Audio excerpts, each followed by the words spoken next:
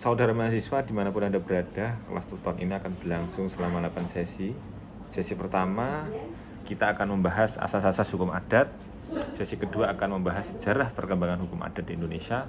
Sesi ketiga akan membahas hukum tentang orang atau pribadi dan hukum tentang keluarga. Sesi keempat akan membahas hukum perkawinan, dan sesi kelima akan membahas hukum waris.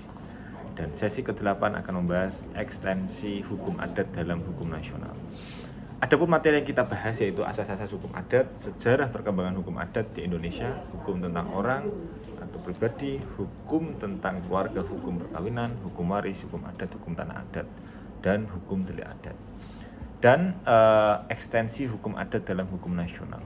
Pengalaman belajar yang akan diperoleh oleh mahasiswa setelah mempelajari hukum adat, yaitu mahasiswa dapat menjelaskan bahwa ternyata hukum adat masih berlaku dan diakui dalam sistem hukum di Indonesia.